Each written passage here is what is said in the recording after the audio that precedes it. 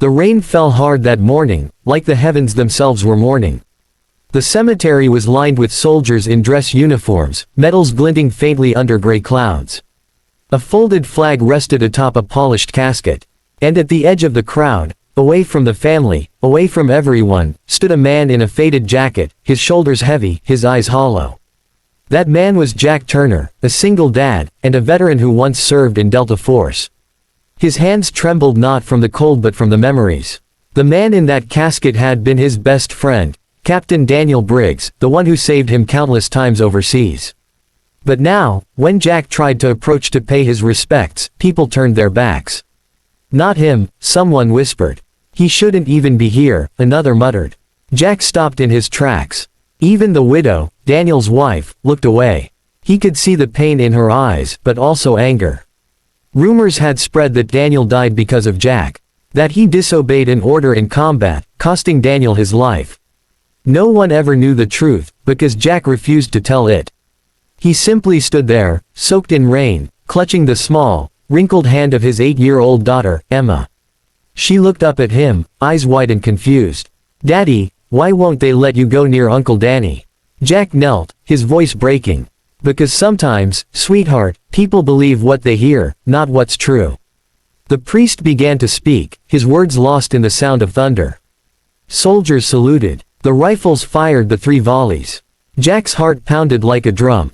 Every echo brought back the nightmare, flames, smoke, screaming, and Daniel's voice shouting over gunfire, "Go, Jack. Take them and move." Jack blinked back tears. He wanted to tell them everything. But he'd made a promise, to Daniel, to the unit, to keep classified what really happened on that mission. Then, just as he turned to leave, headlights appeared at the far end of the cemetery. A black SUV rolled in, stopping beside the honor guard. The door opened, and out stepped a man whose very presence made every soldier stand straighter. It was General Marcus Hale, a 4-star general, legendary, respected, the kind of man even colonels saluted with trembling hands. The crowd whispered, "What was he doing here?" General Hale walked slowly toward the casket, removed his cap, and placed a single medal on top. Then, he turned. His sharp, steel blue eyes scanned the crowd, until they stopped on Jack. Everyone followed his gaze. Jack froze. Hale's boot splashed through the puddles as he walked toward him. Soldiers moved aside. Even the widow looked up, confusion on her face. When the general stopped in front of Jack, time itself seemed to hold its breath. Then Hale said, loud enough for every soul to hear, "Why is this man standing back here?" No one answered. The silence was thick with judgment. Finally, the widow whispered, He shouldn't be near the casket, sir." People said. Hale's voice boomed like thunder. People said, "You mean rumors?" He turned toward the crowd, his voice commanding. "You all stand here honoring a hero, yet the man who made that possible is being treated like a ghost." The general faced Jack again, his expression softening. "Jack Turner saved my life." A gasp rippled through the mourners. The general continued, eyes burning with conviction. 3 years ago, in Syria, our convoy was ambushed. I was pinned down, bleeding out. Everyone thought I was gone, everyone but him. Jack Turner carried me out under fire. He took bullets meant for me. He saved every man in that unit." He turned toward the casket, his voice trembling now. "And when Captain Briggs fell, it was because he pushed Jack out of the line of fire.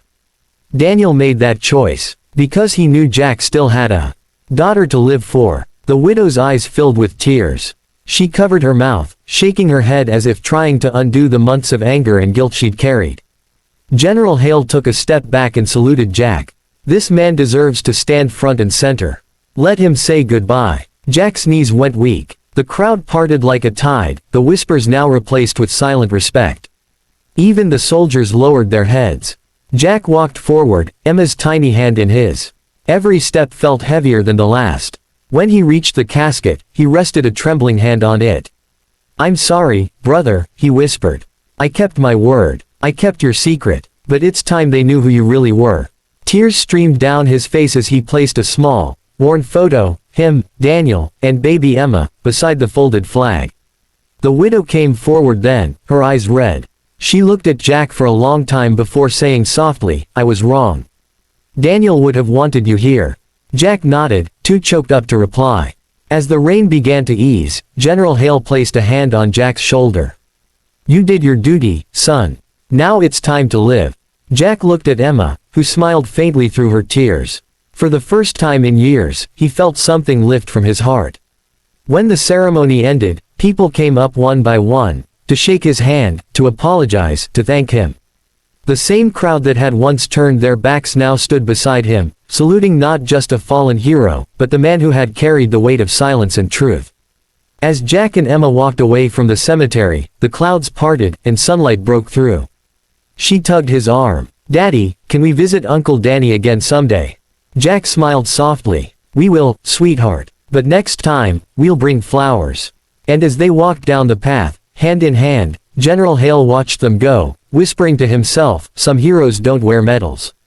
They carry scars the world never sees." If this story touched your heart, take a second to like this video, because every click helps share stories that remind the world what real courage, sacrifice, and love look like. Subscribe for more powerful stories like this one, stories that honor everyday heroes who deserve to be remembered.